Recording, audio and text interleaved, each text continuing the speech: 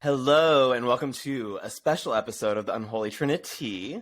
We have a special guest here, Rocky, from the documentary 1946. She is the director, the visionary. You may have seen her on TikTok. She's out here making waves.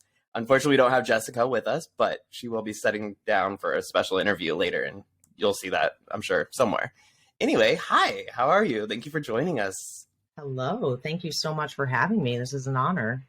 I'm so excited. We have a wonderful opportunity to talk about so many different things tonight. So if we can start off from the top, let's pretend that everyone's been under a rock for quite a while, and this is the first time they're hearing about it. What in the world is 1946? What happened in 1946, Rocky? Sure.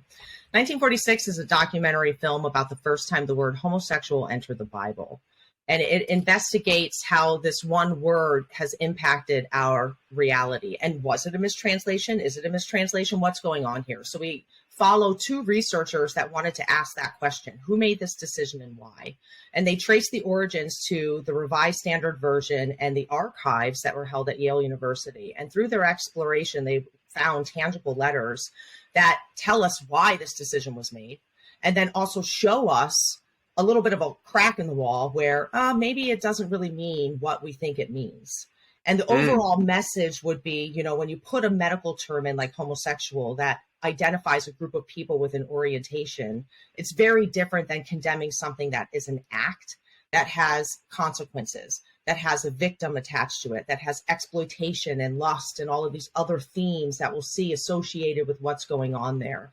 And so, for anybody who identifies as being LGBTQ and has had the Bible used as a weapon against them, or honestly, a lot of people who sit in church buildings and hear these condemnations about homosexuality, it doesn't sit right with people. And so I think there's a lot of people who have had these questions. And so when I first learned of the mistranslation and this tangible piece of evidence that gives us an opportunity to engage in a dialogue, say, hey, look, I think we should look at this, whether you agree with it or not, this is evidence, and I think that it's valid. So that is what propelled me to want to tell this story. And we can get into it a little bit more with my personal story on, why I'm so connected to this film. Andrew, you know a little bit about that. Yeah, I do. It's complicated when I'll give a piece of mine, and then I'd love for you to jump in on yours as well. When you're growing up in church and a footnote, a passing conversation is, there are these people that exist in the world that could feel what you feel. And we're not going to give you any clarifiers about what makes them bad, but you need to know these are the people that are not only going to hell, they're also the reason the country is falling apart. They're the greatest sign of depravity. The more Christianity gets associated with being a good American, historically and still so, right? It's now, it became unpatriotic to even desire something that wasn't heterosexual. And so all these layers of immorality, of invalid humanity, of being a bad American, being a bad everything. And you get to hear that as a footnote in the story between you and God. Yeah. That's my story growing up. And the fact that it was almost kind of like a witch hunt, really. It was more of like, let's push these people into the dark instead of, like you said, instead of acknowledging it or talking about it or explaining why it's bad, is more like, here's this unspeakable thing, and you can know it by name in those homosexuals, but there was never a, conversation about it in terms of like with the kids or the teens as you're starting to have like those sex talks. It's always like push them away and then point fingers at anybody and like, maybe it's that one. Maybe they're one of the homosexuals. Maybe am I the homosexual? So it's like this journey of just like pointing at others and trying to figure it out. But yeah, well, the church has a long history of creating another, and the LGBTQ community is just the next in a long list of others. And we see this even within Christianity. I noticed at a very young age, before I even realized I was gay, that there was something fundamentally wrong with Christianity. Because as much as my dad is a benevolent man and he lives by the word and he doesn't curse, he doesn't drink, he's a good man. But what I was taught was our branch of Christianity was the right branch of Christianity. And within that, I recognized a big problem, because it's like, well, how is that? The Lutherans were bad. Oh, the Methodists, like, don't even talk about them. Like, they're so liberal, you know? But it just was bonkers to me, because aren't we all on the same team? And it creates this us versus them.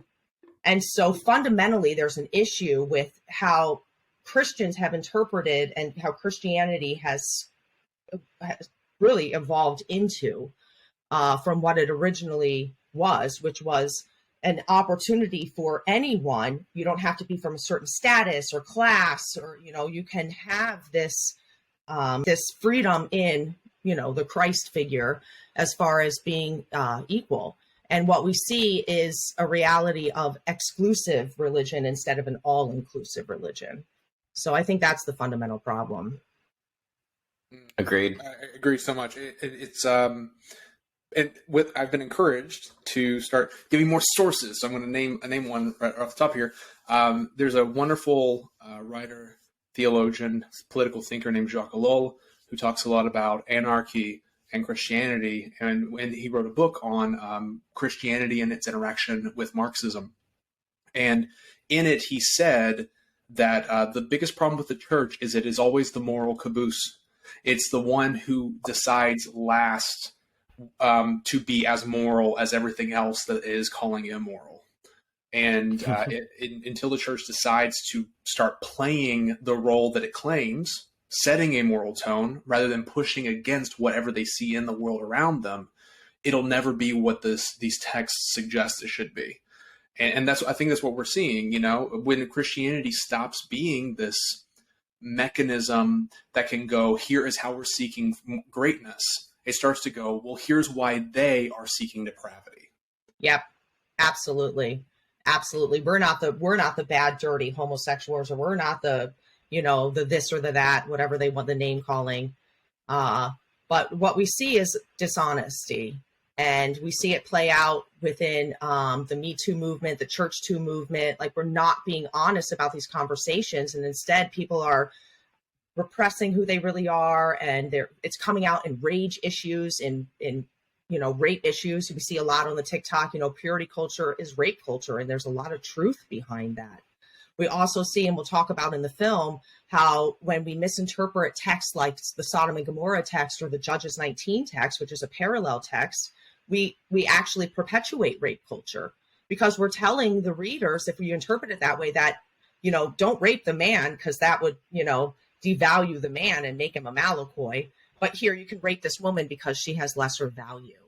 And when we're not being honest with this text and addressing it appropriately, we're telling Christian men and men in society that it's okay to rape a woman. You know, they have these undertones, and that's unfortunately what we see in our society. I'm so glad you put that in, just because growing up in the church, and especially while everyone's always focused on the Sodom and Gomorrah story being like somehow intertwined with homosexuality, and look, there's this awful thing, and the reason why the city was destroyed is because there's homosexuals, and you see it when the angels came down and the men wanted to rape them. And yet the sermon always somehow skipped right over the part where Lot offers up his daughters, and it's okay for them to just be shoved to the front because they're virgins, and all of a sudden, like, you know, that would be all of a sudden them becoming worthless because their virginity was everything. And yet he still, you know, cared so much about the angels, which they're God's creatures, whatever, we'll give them that. But the whole rape thing, skip straight over. And, you know, just don't be a homosexual, the end, bye, next chapter. Well, that's another thing, too, with the angels. It's like, you know, honestly, in my opinion, anybody who really comes down to these verses are about homosexuality, I think are just being dishonest. They're really being dishonest with the text, with what Dan says, which I love that Dan is using his voice. Dan McClellan, is that how you say his last name? Is starting to really talk about these things and say, you know, from what he can gather, there was a mistranslation, and the Bible doesn't address homosexuality because there was no concept of it. So if we can just even fundamentally get to that idea, then maybe we can help break down this larger idea for people who are having a hard time. And I understand why they have a hard time, because if you look at some of the text, it'll say men sleeping with men, but it doesn't necessarily mean homosexuality. That's not what it's talking about. So we have to really, really look at this, because there are people at stake. And to just go and flippantly say sorry, it means this, I think it's just being dishonest and as Dan would say, playing in on your own identity politics, which we do, and we're all guilty of it, and that's totally fair. I just want to have a bigger conversation around this to just break those walls down a little bit, because it's not black and white. It's really not. You said something there a moment ago, Rocky. All of it was great, but there's something there that I think we should really camp out in, because I think of the conservative people I was raised with who really, heart of gold, but they hear some of the things that we say sometimes on our sides of the conversation. They're like, that sounds crazy. And I think there's a sentence there that was so good that we should unpack a bit. How in the world could a man sleeping with a man not be about homosexuality? Like, how could that possibly be? Because, I know the people, they're all over the place. They hear us say that. And they go, I thought I knew what words meant. I don't anymore, apparently. It's black and white. It's right there. There's no way to misread that. That's what that prefix means. We're adding a Roman historian right now, and he has done work in the sibling oracles. So when you look at the word arsenokoitai, right, and Paul, we don't see it really anywhere in recorded history before 1 Corinthians.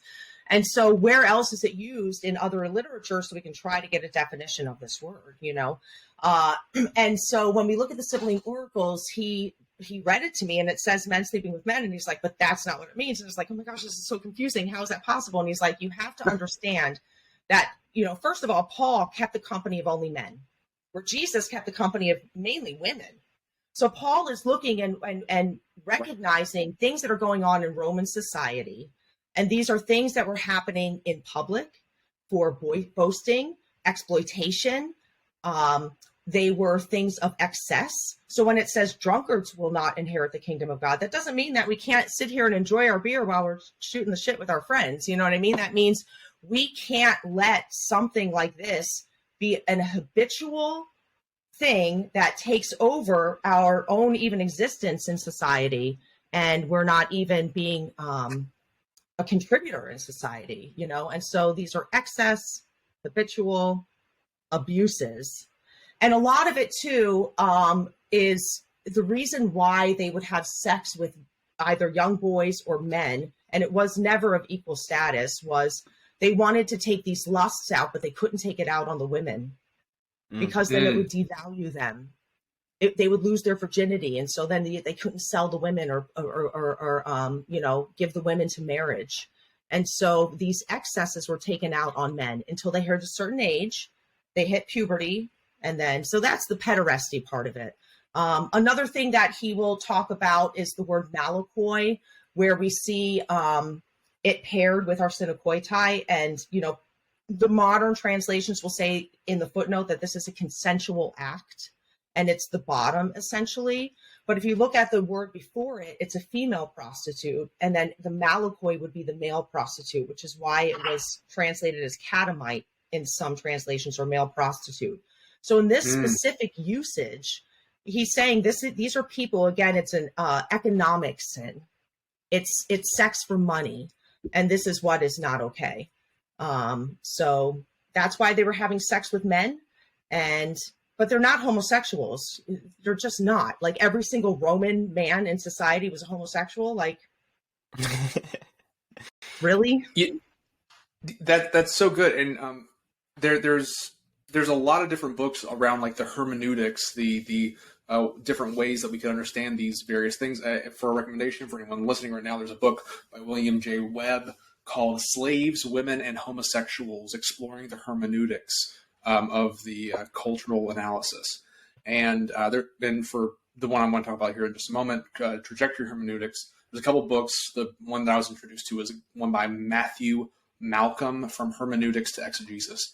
And it's talking about trajectory hermeneutics. And what that means is, what direction is this text from where it stands in its time pointing? What's the trajectory of it? And one of the things that we do so poorly when we read any ancient text, forget religion for a moment, right? Any ancient text, is we sit in our seats and our time based on lenses we are given, and our trajectory is pointing back, and we make moral decisions based on that, instead of going, when this was being written, because they wouldn't write. Papyrus is too expensive. You don't just write something normal, like an extra dozen eggs today. Like, that's not going to be the thing you do. So where are they standing when they write it, and what direction are they pointing in when that writing is being done? And that's one of the biggest things we miss about the sexual ethics of Scripture. And that's one of the biggest reasons we've created this dynamic where we all go, either we look back and say that's an inferior culture, or we look back and say that's the superior culture, but requires us to degrade our sexual ethics from what we've evolved to societally. Does that make sense? It does. I mean, it makes sense, and I'm glad that, people are talking about it, but does that always translate to the modern pastor? Maybe somebody who didn't go to school and didn't study hermeneutics and just gets up there and preaches the same thing that their father preached and their grandfather preached. And how do we get them being not necessarily the other side, but how do we get people who might not care so much about academia to sit down and really sit and ponder what might be missing from their interpretation of the text? Or, like you said, looking back and putting their own moral standings and their own moral concepts into it, and realize that you can have that moral interpretation, but also understand that that's more of an inspiration for how to live your life and not necessarily what these people were talking about. How do we build that bridge? Honestly, that's one of the reasons I'm so excited about this film. I remember still being in seminary and being very, very quiet about my sexuality. And I remember wishing there was a place I could look to assemble all these things that I had learned in passing, about the Greek here, the Hebrew there, the culture this and that. But there wasn't. And to a certain extent, there still isn't. Right. A singular space. There's like a library you could read on a website if it's recommended to you. But there isn't a project like 1946. And if there's one thing I understand about the conservative church, it's the question, what if you're wrong, is haunting. 100%. And if there's a movie like this that says, what if you're wrong? What if you're hurting people? Pastors, there are pastors that hurt people, that exist, but I don't know anyone who starts doing ministry exclusively out of selfish gain, unless it's a gigantic stage, right? They want to do good by somebody, and the thought they could be hurting people and got God wrong is haunting. And 100%. I think that haunting step could be the gateway drug to healing a lot of people. I hope so. I always say that our oppressors are victims of bad theology, just like we are. And so, much like my dad in the film who read my diary, he did that. He really was concerned for my eternal soul, and he wanted to help me. And he literally came to me with tears in his eyes, like he was a broken individual from this, So in recognizing that, and to your point, Andrew, we don't want to pull the rug out from anybody. This is not an attack on God. This is not an attack on Bible. It's also not an evangelist piece. We're not out to preach Christianity. We're talking about two Christians who asked the question, who made a discovery. And if people can go on this journey with them, I believe that, and the one thing that separates our film too is getting people to understand how Bibles are even made, how we got the Bible that we're reading today, because that's something that nobody really talks about a lot. That's what separates our film, And so we want to really finesse those notes so that people don't feel attacked. These are our parents we're talking about, and as we break it down, it's not a God issue. It's not a Bible issue. It's really not even a translation issue. It's a people issue, because the people have made the translations who have then written the Bible, who interpret God. And so if we can really separate the two, we can understand that, all right, humans, let's talk about this. So I say our movie's an intervention, and I hope everybody comes to the party.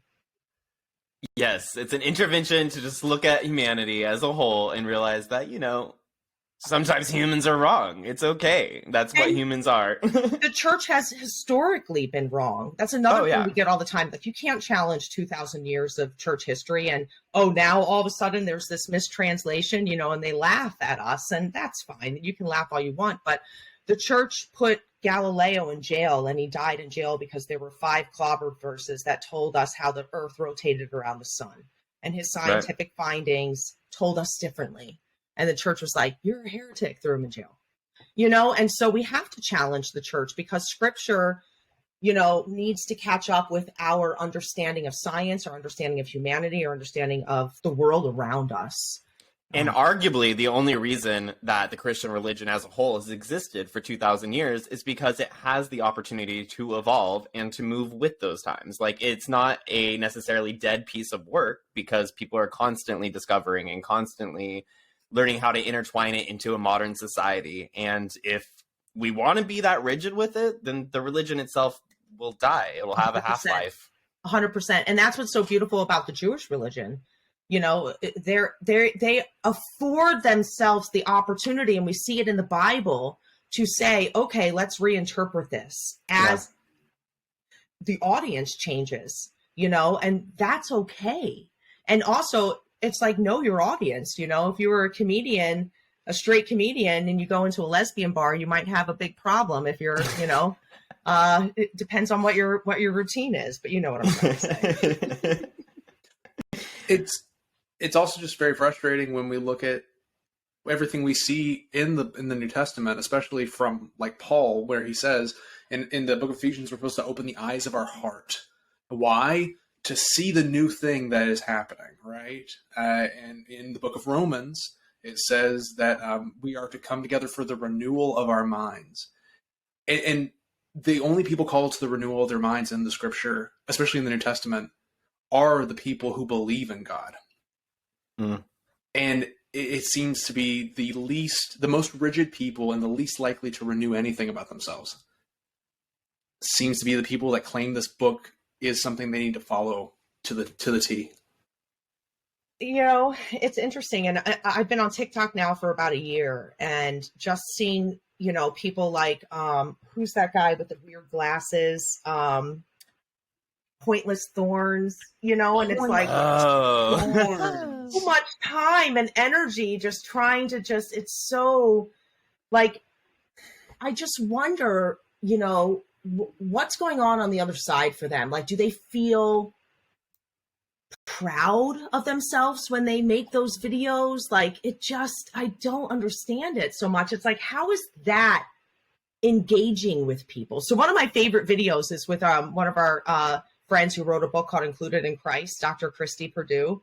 And she's like, one of us we're completely wrong on this issue. You know, if I'm wrong, I've led people to seek out a loving relationship with God. If you're wrong, you've convinced them God doesn't want a relationship with them. You know, it's like, what are we doing? I love that. I think that's the only Pascal's wager we should be using in these conversations is if I'm wrong, I love my neighbor. And if you're wrong, you turn people to hate each other. What's going on here? But more importantly, I just had something to say on that too. But I say that on TikTok all the time because people will come in and talk about, you know, I'm a false teacher and I'm leading people away from the Lord. And they just spent maybe 10 minutes just getting into a fight in my comments about like how this person's going to hell, this person is burning, how whatever the topic is. It doesn't even have to be homosexuality. But they'll go on for 10 minutes and I'm like, you've done more work for Satan today than I ever possibly could. I'm teaching people to love themselves. I'm in here making sure that everyone feels accepted, and you're berating this person, telling them that they're going to die a painful death. Which one of us is the false teacher? Right. Because I think it might be you. No. Right. I wanted to ask you, Rocky, because you did something that's never been done in the history of film recently, and that is, how does it feel to have so many reviews made about a movie that you haven't put out yet? That's incredible. More reviews than any other movie. There's an entire book on Amazon. There's a book on Amazon. We've got preachers that have spent hours trying to debunk our 2.5-minute trailer. And I've kept every single video. And I'm sure that they'll come out at some point. I'll be able to, you know, not that I want to be like, I have the receipts, because I think that's toxic too. But at the same time, it's like, you know, hey, you're making assumptions that honestly just tell me how much this movie's needed. But what I recognize in those assumptions is what they will do. And it's primarily a white evangelical male crowd, or, you know, that will pick on Ed Oxford, he does have an MDiv at Talibat University. but he's just a regular guy. He's a gay Christian. He grew up in the church. He loves the Lord. He always felt conflicted because he's like, I have this same-sex attraction, but everybody's telling me, so people will pick on Ed and say, of course he has those biases because he's of a depraved mind that leads him towards these ideas. And they just pick on him. Then they make fun of his suicidal ideation. Not one of them, not one in 20 plus reviews on YouTube or whatnot have ever mentioned Kathy Boldock or the work that she's done, the book that she's published. They don't acknowledge any of our other scholars. We have an Old Testament scholar, a Hebrew scholar. We have an Orthodox rabbi. We have a New Testament and Greek scholar. Why? Because they're women and people of color. They literally just ignore the fact that we have academics who actually have real doctorates as opposed to the other guy we mentioned who has a certificate doctorate. You know what I mean? It's like, listen, it's free publicity. I'll take it, So we're trying to get verified on TikTok. We have an article coming out hopefully with LA Times soon. I have a meeting in 2 weeks with LA Times. So let's get verified. You mentioned something a second ago that I think it's worth all of our listeners hearing about this, and that is the confirmation bias around theology, right? Whenever a minority voice, and that could be of a certain racial interpretation, that could be of a specific sexual orientation interpretation, gender interpretation, whatever it is, whenever they present this idea, people will say, well, that's your bias because you are that thing. While also not realizing that everyone in every room they value that interprets their Bible is just like them. 100%. And that's why we need textual criticism. We need people to acknowledge, hey, who was allowed in the room to determine the final say, and who wasn't. And now that the people who weren't in there for the final say have just as much of a voice, perhaps this needs to be re-examined. Yep. And so our rabbi actually has a chapter in his book about biases, and it's on homosexuality in the Bible. It's linked on our website, 1946themovie.com, and he's very honest about it. And he's like, I'm coming to the table with my biases, and I'm laying them out. And you should be doing the same. But if you don't invite me to the table, then you're dominating the conversation. That's supremacy. Exactly. And that's actually what we see in Christianity. I was today years old when I'm like, it's supremacy. That's all it is. It's like, we're superior and you're not. And that's the poison that will destroy the church if it's not fixed immediately. And another thing too, I know that there's a lot of hurt around this issue, and I hear everyone, I see all the comments, I read everything, and my heart goes out to everyone. Anybody who's ex-Christian, who wants to see the church destroyed, who doesn't want anything to do with any of this, I hear you. I totally get it. There is so much pain around this issue. And until the church really addresses it, so what I would say to that is the church isn't going anywhere. We all know this. And so we have to address it from the inside. We have to work from the inside. So I would ask for anybody who would see what we're doing and come at us with a vengeance, if they can just show a little bit of grace of what we're trying to do, because it's not easy to work in that space. And it's hard for me as well, because I've been a victim of bad theology. I've been put through not as much conversion therapy as some other people, but I've been to Loved One Out. I've been sent all of those pamphlets on slippery slopes of gay marriage. I've been sent Exodus videos, and I'm very fortunate that I didn't have the exposure that some people have had, because it's so harmful. Yeah. And I believe that's the most beautiful part about the movie that you're making and the documentary in general in the process, because I would invite everybody. I mean, there's obviously a huge deconstruction movement on TikTok, at least, that we're all exposed to. But as you mentioned too, people who are ex-Christian or atheists or non-believers who want to see the church burn, they're probably going to want to see the movie, and that's great. But I really invite people who still hold these values of gay equals bad, or still hold this inerrancy doctrine, or just anybody who identifies as evangelical. I hope those are the people that see the movie just to challenge themselves, to see if maybe even they get angry at it. Great. That's a good response. I would love that. As long as they're opening themselves up to seeing something different and just being exposed to it. That's my wish, is that's where those that's where the movie gets to, those kinds of spaces. Thank you. Me too. I can't wait to see the reviews afterward.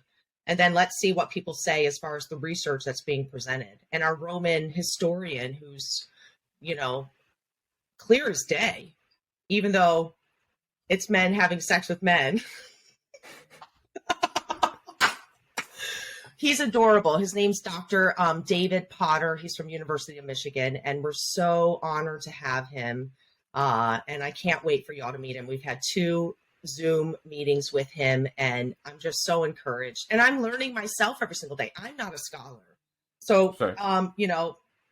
Spoiler alert, I'm just a filmmaker, that has been a victim of this myself. And so I'm not perfect. I'm definitely, not as well read on this and obviously not scholared, but I'm learning every single day, and I'm encouraged by what I've been learning. And I know that with the people that we're presenting in the film and through my ability to put it out through this medium, I believe we have a real chance for change in our culture for many people. So my overall goal would be equal protection for everyone under the law. I don't care whether you're Christian, Jewish, Muslim, straight, gay, white, black, it doesn't matter. We all deserve equal protection under the law. And that's what I am fighting for. And that's, what gets me up every single day, because it's scary out there. And religion plays a part of that in our reality, unfortunately. There's this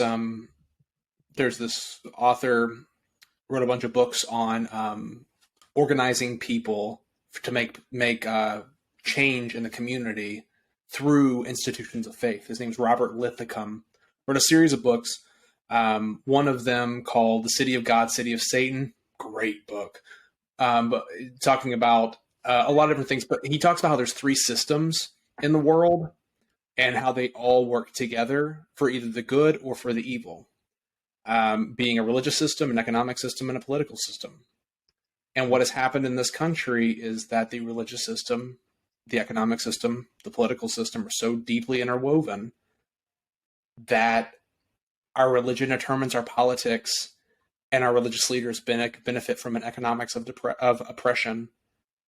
And what's that phrase? It's usually used as a positive phrase. A 3-stranded cord is not easily broken, and it's usually used to say we're stronger together. It's like a build up the underdog thing, but it also works in reverse. If we have 3 structures of oppression that work so tightly together, that is not easily broken, and we need everything we can do to change it. That's why I'm so grateful for this. So this film, it's coming out soon. How far are we, Rocky? Those of us waiting with bated breath. What's happening here? So thank you for everyone who's been patient, because it's not easy. And I had this idea, and then I'm like, I'm going to make a movie. And then everybody's like, you need $1 million. I'm like, how am I going to raise $1 million? I'm like, let's do it in 3 for 300,000, and we've spent about 4 so far. But it shows, and we still need a little bit more. Yeah, it's a very expensive endeavor. You'd be surprised how quickly it adds up. So right now we have a structure edit. It's been testing very well.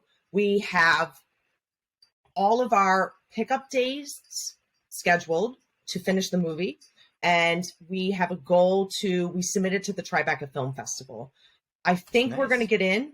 So we need to now finish by the middle of April. And then we will premiere in June if we get into the festival. So we're on a very tight deadline. We'll know in the next couple weeks if we think that us as a creative team will be able to hit the notes to do all the filming that we need to do, add the animation, add the graphics, add the, color correction, the sound. Mary Lambert has to do the music. But everything is in motion. Everything is in play. And so now it's just up for us to execute. Hopefully we get in. If we don't get into Tribeca, I'll announce in the spring what the plans are. We'll have to go to a different festival. I want to release as soon as possible, because the sooner we premiere at a festival, the sooner we can then distribute to Netflix or Hulu or whomever. So just continue to be patient with us. We still are fundraising. We have a link in our bio. You can buy merch. And every dime helps. We've got about another $70,000 to get through technical post-production. But I know that sounds like a big number, but it's really not. And we did just get out of because we were looking to raise a little bit over 100 to get through the technical post. We had a church in Nashville give us $50,000 to hire our archival producer, to pay for all of our licensing clips, and to hire our animator. So we just got that drop right from a church. Incredible, right? And that's just going to help now with this last leg, with everything. Now we have a movie to show, you know, people can see what we're doing. And so getting that last 70K is not going to be a big deal. It's not easy, but it's not good. It's so exciting, but also like so stressful. I feel for you. Like you're so close. It's that last like hurdle and you're almost there. That's so you must feel crazy after years. I wake up every day and I'm like, okay, so if I don't cry today, I think something's wrong, because I'm, you know what I mean? Like, it's just like, there's so much to do and so much to focus on. And then there's so much hurt. And then obviously so many attacks. And then it's like, oh, where do I even begin? And then I'll just cry and then everything's fine. And I'll call one of my producers, but yeah. I would not want to be in that position. So thank you for doing all the hard work, or, you know, the Lord's work, if you will. Well, that's what I told Dr. White on Twitter the other day. I'm doing the Lord's work. So it's true. So you've got a couple months left, and then this will all be wrapped up in a nice bow. What has been the most surprising or most difficult piece of putting this film together? You're taking an ancient text and trying to spoon feed it to a wide range of audiences. What has been the hardest part? Well, I think for me, some of the stuff that I had to learn along the way that I wasn't familiar with, even just some of the technical stuff like data management, has been really difficult. The emotional part is probably the most difficult, when we are getting smacked down from every direction. You know, that starts to weigh on you after a while, but that also then encourages me, knowing how important it is. But yeah, I would just say having to learn new things every day, because we can't hire people. So if there's something that needs to get done, I have to learn it, you know? And so even before we had our editor, like, I taught myself how to work Premiere Pro, and now I can have conversations with her. I wouldn't be able to edit the movie, you know? I'm so glad we hired our editor, but I'm able to have those conversations with her. So I think just on top of doing the emotional work, having to learn new skills every single day has been one of the most difficult parts. I think also too, on top of that, considering it's so personal, my father's in the movie, it's really uncomfortable. And so I now have to contact my dad and ask him if he'll do a follow-up scene with us. And that's just really uncomfortable. Like, none of us really want to be in that position. But I'm so grateful that my dad's a part of this movie, because I think that we can be a really good example of people who wildly disagree with one another, who can still go to dinner and lunch and try to love each other. And, you know, so even though we haven't talked about the movie in about 1.5 years, 2 years since the last time I filmed Sal in the movie, I'm just so grateful that he's there. But that's hard too. You know, I was going to ask about that, about how this journey and how this process, how much do you feel as if maybe this has been almost therapeutic, or like just revisiting these scenes of adolescence or teenage years that you thought maybe you left behind, but now you have to revisit and do that emotional work? Like, has this been freeing in any sense? Yeah, I think for me, validating what I've always known in my gut, because for a queer person growing up, when you're taught and told that you're just fundamentally wrong, it's like, I haven't done anything. I'm the same person. And now all of a sudden I'm this outcast, you know? So the more every single day that I do this stuff, and the more Kathy and Ed they're writing a book called Forging a Sacred Weapon, How the Bible Became Anti-Gay, which will cite all of their research. That'll, you know, so you can look beyond the film to actually look at sources. It's just encouraging me, because we're getting stronger, and we know we're on the right path. And we know that LGBTQ people deserve to be treated with respect and dignity. Exactly. Yeah. So if there were one Bible thing you'd want everyone to hear about before we get through this episode today, you have your live listeners right now. Thank you so much for having them on as well. You have us here. If there's one thing that you think needs to be heard by people that will be part of this movie, that you will address in this movie with your experts, what thing do you think people need to learn? Well, the biggest thing is how we treat one another, and how we have weaponized scripture. I think it's really about weaponization of scripture and how we pluck and pick and proof text verses to say this means that and that means that. The Bible wasn't meant to be read as a proof text.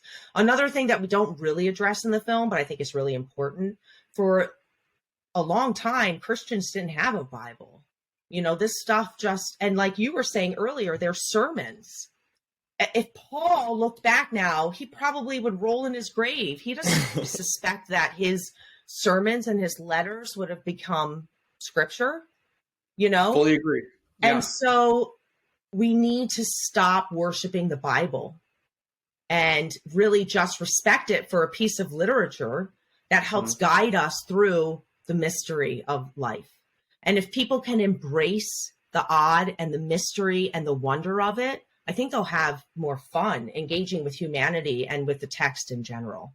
So that would be a big takeaway for me, for sure. You know, and it would lift fear. Like, how do you engage with humanity if you're afraid of humanity? Like, you have to remove that fear to really get in there and just be able to live. They're afraid of God because they're taught to be afraid of God. True. And that's the biggest thing. Like my dad says it at the end of the movie. He's like, you know, the fear of God or something of wisdom. He quotes a Bible verse. I'm sorry, I don't know the Bible verse. I'm the worst student. Proverbs. Yeah. No, you're yeah, right. It's a Proverbs. Yeah, exactly. And he's fearful of God, and he says he'll never contradict the word of God. And so again, we have to ask ourselves, what is this word of God, and where did it come from? And let's just be honest with the text. You know. You know, off of that, if I were to hear, if I were to have anyone walk away with that right there, what is the word of God? What this proof text that we've created that we happen to call the Bible is it something that we have made with our hands, based off of a belief in this God who, you know, Christians then interpreted to be this person of Jesus. And, you know, the Lutherans do this pretty cool thing with it. They present Jesus as the cradle of it, you know, and that the epistles should be read in light of Jesus and that the rest should be read in light of the epistles. If we're not reading all of this in light of this person who gave so much life and gave so much value and gave so much goodness, then we're going to miss the rest of the New Testament. If we don't read the restructuring and the care for all people and from the foundation of the Torah as the basis for the prophets, as the basis for the other writings, we're going to miss the point of the Hebrew Scriptures. And that's what we've done. Paul uses this quite a bit in Ephesians and Colossians. He says, you worship things that you've made with your hands, which is a, Hebrew Scripture way of saying you've made idols. We've made an idol out of this thing we call the Bible, this thing we've assembled and made with our hands. And it's time for us to unravel that sin, ironically enough, and get it right. The modern church doesn't necessarily hide it either. Like, you go to Bible worship. Like, that's what, Sunday school services are called, is Bible worship. Like, they straight up admit it in front. Yeah. That's true. I do see more of I see a shift, I see it every day. I see it with organizations like the Mama Bears, who started out with just a couple women who were like, I'm going to stand up for LGBTQ people. And now one private group has like 90,000 moms who are still in churches. And guess what they're doing? They're challenging their pastors. And something like this movie will help give people the research behind it to say, okay, I always knew that this didn't feel right. Now we need to talk about this 1946 and let's make it uncomfortable. I mean, we're here to stir it up a little bit, but that's the only way that we're really going to create real change. And I hope that we can turn this film into an impact piece. We did have a meeting yesterday with a company that might want to help sponsor that. And so we're putting that together to see what that looks like.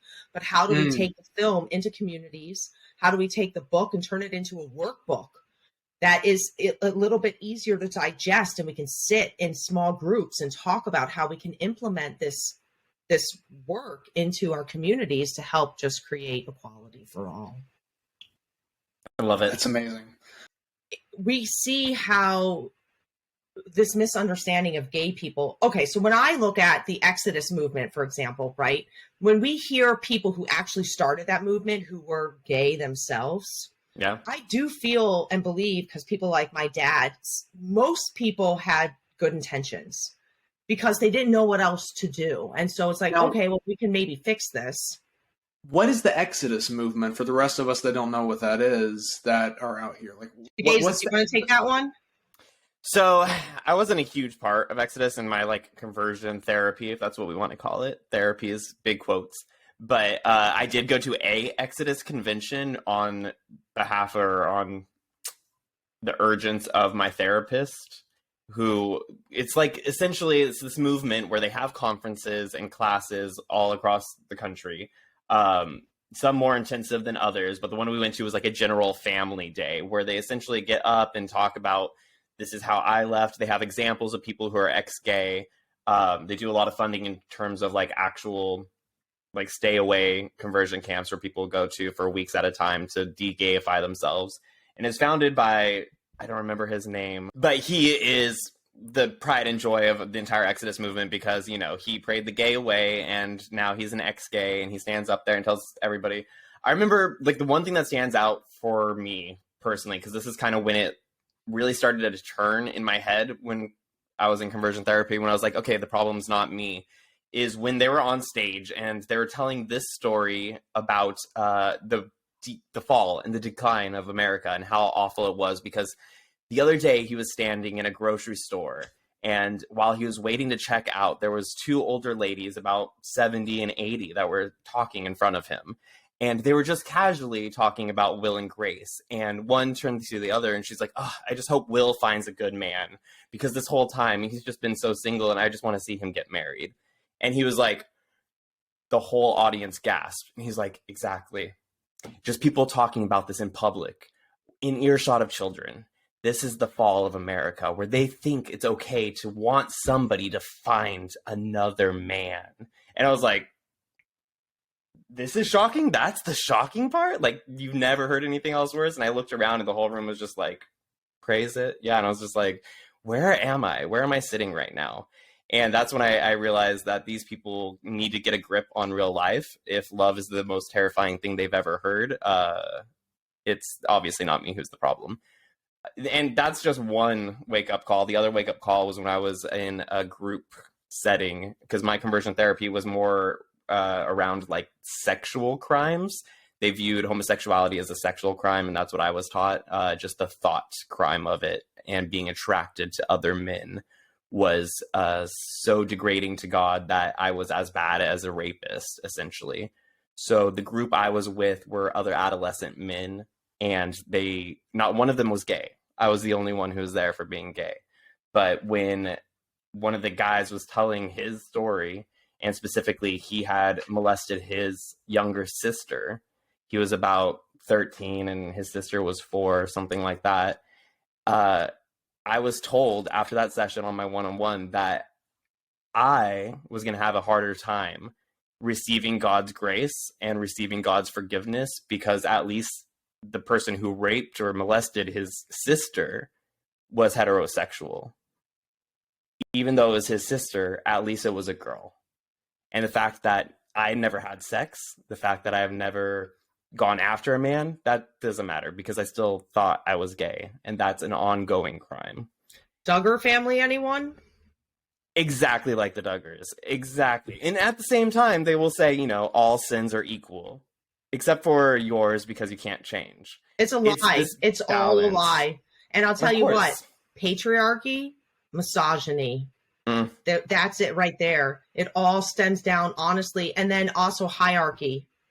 And as when you create hierarchy, and that's another thing I saw growing up, God, wife, children, church maybe is somewhere up, you know, it's like, what? Anyway, go ahead. Yeah. The umbrella effect, the whole, like, you know, the husband is the umbrella of the house to protect the wife and children, and then God is the umbrella of the house to protect the man. It's dangerous. It's like trickle-down economics, but for morality, and it's awful. But I'm glad that, like you said, like at the time when I was younger, I was extremely resentful to my parents because they're the ones who dragged me there. Obviously, I didn't walk into ex-gay therapy myself.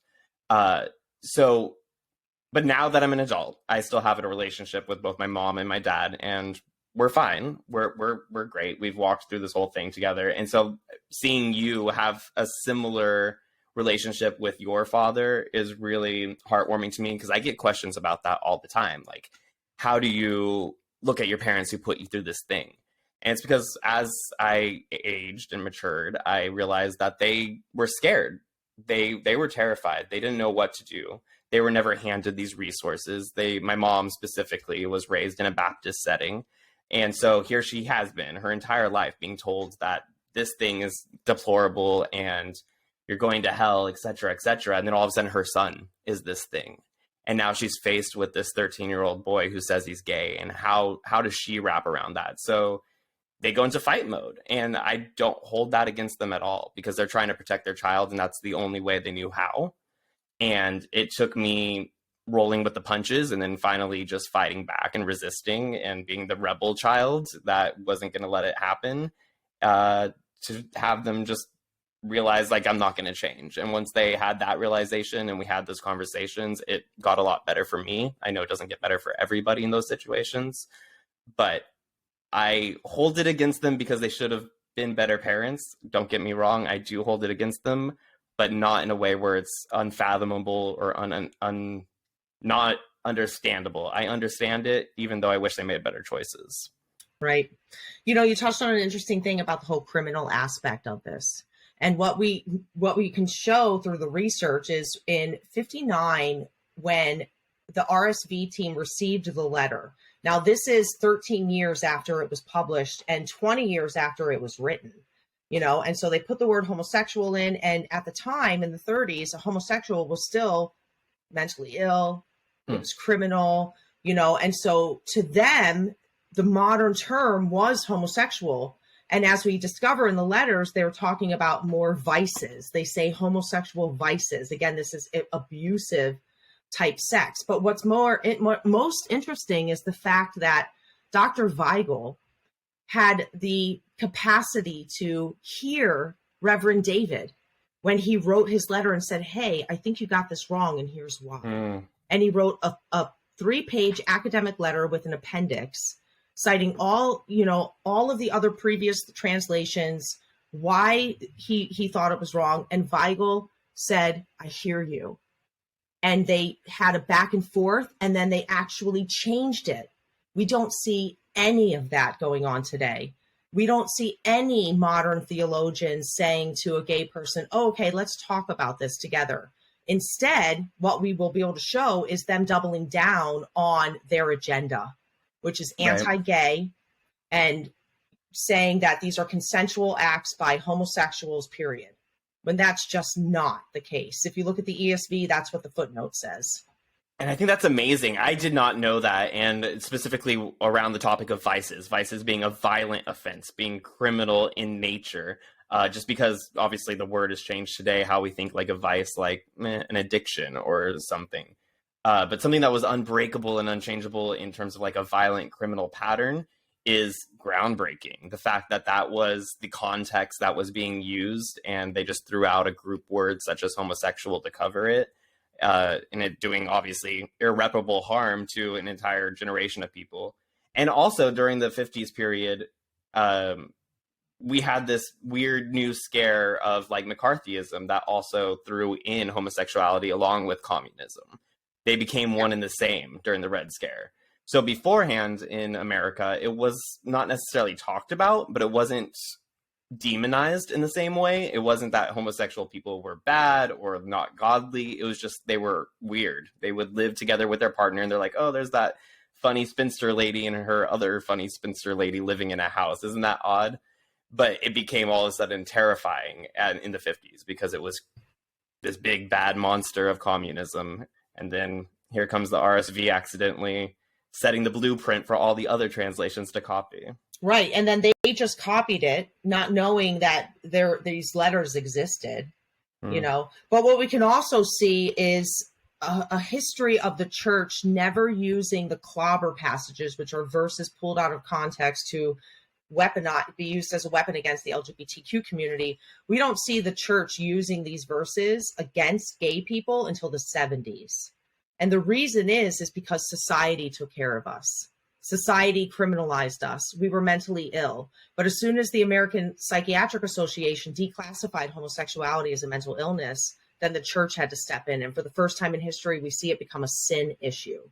And so Kathy, part of her work is she looked at pastoral counseling, psychological journals, and she flipped through every page to try to get to where do they talk about homosexuality. And not until the 1970s did it become a sin issue. And it's the same time that women's rights were prominent. And what do we see in the 1980s? The Nashville Statement, complementarianism. You know, we need to get a grip on gender roles because we know what happened. So yeah, it's fascinating. And so the history doesn't lie. And so I hope people will just respond to at least the historical part of it. Enough to say, okay, I might still think homosexuality is a sin and I still have a long way to go, but I see what they're saying here, you know? I don't know. You know, this has an odd crossover with studies of how like racism has come to exist. It's if we look at, you know, the way that Ibram X. Kendi, Dr. Ibram X. Kendi has written a bunch of different books. One of them, Stand from the Beginning, A Comprehensive History of Racist Ideas in America. Great book. And one of the things he talks about is he was surprised at where these ideas of inferiority and superiority came from. Because from best we can tell, it doesn't come from hatred originally. It comes from reinforcing the status quo that we're afraid to change. Like, we would create policies that are ignorant, the ways that we're going to operate. Those policies inform the benefits of people. Those benefits create a reason to protect them. And then when they're challenged, we need to be able to give an excuse, whether it be an economic excuse, a religious excuse, a political excuse, a scientific excuse. We give some kind of reason to excuse all of these systems to maintain the status quo. And that's where we get these stereotypes around certain racial groups and ethnic groups. We get these stereotypes around certain genders. We get stereotypes around certain sexual orientations. They manifest out of the whims of the privileged and powerful for the sake of maintaining status quo. And that's what's so sad for me about the history of the church in America. Because if it weren't for being taught that the way to be a good person is so deeply tied to a temporary national politics, trusting presidents more than pulpits when they say they trust pulpits more. If it weren't for that, we wouldn't have this entire process. We wouldn't have had this entire need to protect some status quo. And ironically, and you know, Jegaysus, we've talked about this in another episode, if it weren't for the desire to maintain a racial prejudice, yeah, we wouldn't have this religious system waking up into a conservative politics. Which goes right back to your whole three-thread theory in another way, like the whole moral majority, keeping racism and the status quo tied together. It propelled literally the majority of American history, and especially in the last century.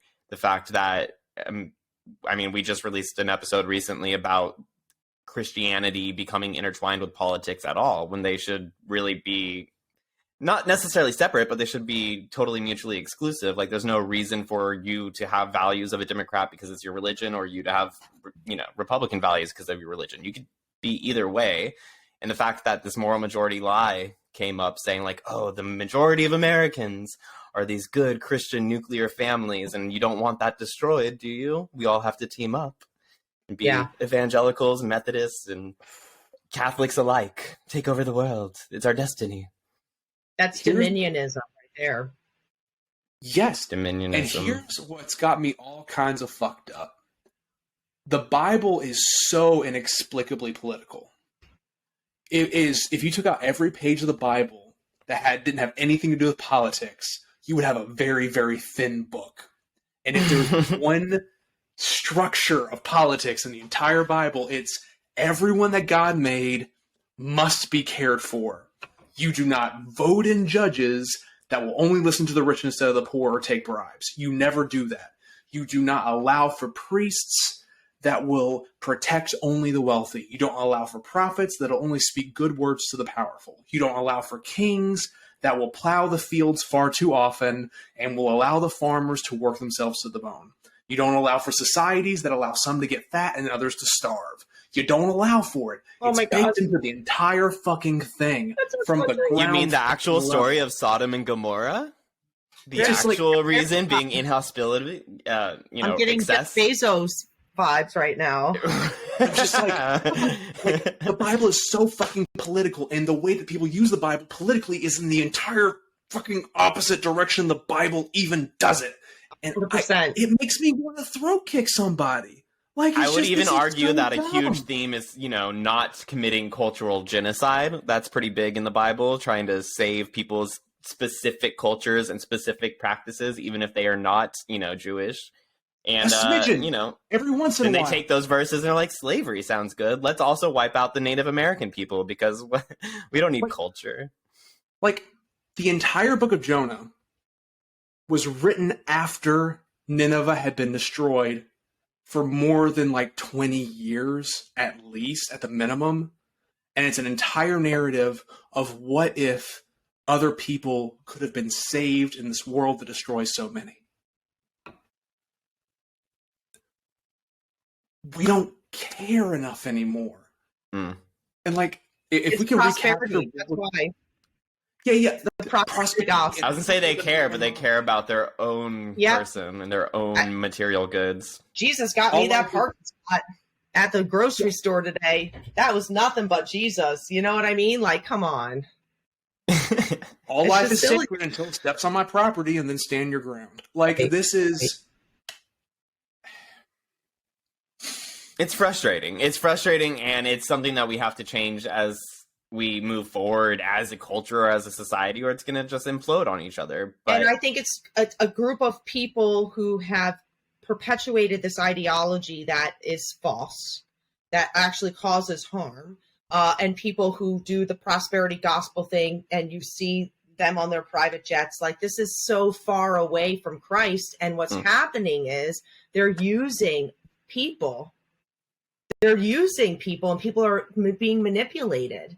And so, again, part of my job with the 1946 team is to try to lead with love, try not to be an asshole, try to empathize, and try to understand where they're coming from so that we can engage in a conversation. As hard as it is, they're victims in this as much as we are. A lot of them. They're good people. They're a family, so it's difficult. It changes everything when we realize that we're all under an oppressive system. Just some of us are made powerful within it. Absolutely. That's it. That's it right there. Totally. And I want to be the Lord and Savior. So if you're going to...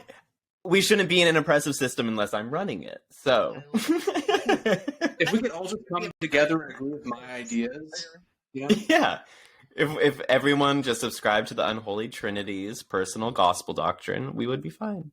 And what is the personal gospel doctrine in a nutshell? Love thy neighbor. So simple, right? It's a simple idea. I've heard it somewhere. I'm not sure where, but it's a good one. It's the Old Testament too. Yeah, it's a good book. I hear it's a very good book. Popular book. Turns out. I think it's the most popular book ever published. Statistically. Well, and until the book about 1946 comes out. And then exactly. we'll get to hear all about that. I love it. And, it would be fun and great to challenge translations and say, okay, it's time to hold you accountable, and no longer can you tell these lies that are, so let's just be honest. Let's go back to what the RSV says. Well, we don't want homosexual in the Bible at all, but they at least expressed how they got the word and the translation, where today we see it really, it's just propaganda. It's just Christian propaganda against the LGBTQ community, and it's just being dishonest. So And the fact that it went from one spot to like 6 spots. I know that you touched on that in the movie, where the RSV only put that one little section in, and all of a sudden the Living Translation took it and just, and here, and here, and here. Yep, which is a paraphrased Bible, and we'll see how that spread goes, in the movie, and the consequences of it. But, And so it's in 9 different passages, depending on what translation you read. And we don't see the word homosexual appear in the Romans text until 2017 in the Passion Bible. Yes.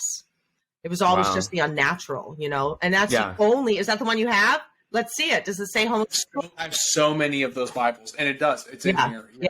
It's not in any other translation. If I'm correct, I'm pretty sure that, because it's just exchanging the unnatural for the natural. Yeah.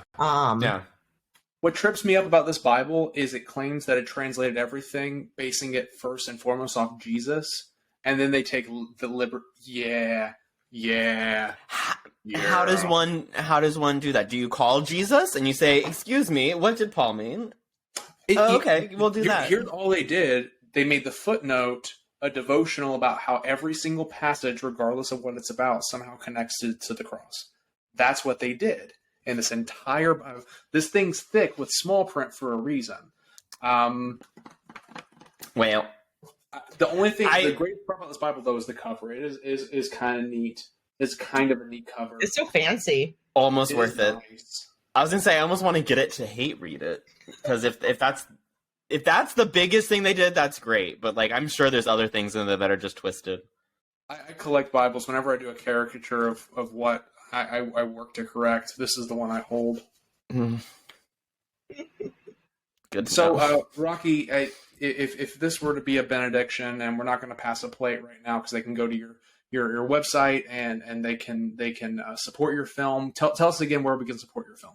Sure. The best way to support us is just follow us and share the content. The bigger audience we get, the better distribution we're going to get once we are able to start putting the film out to market.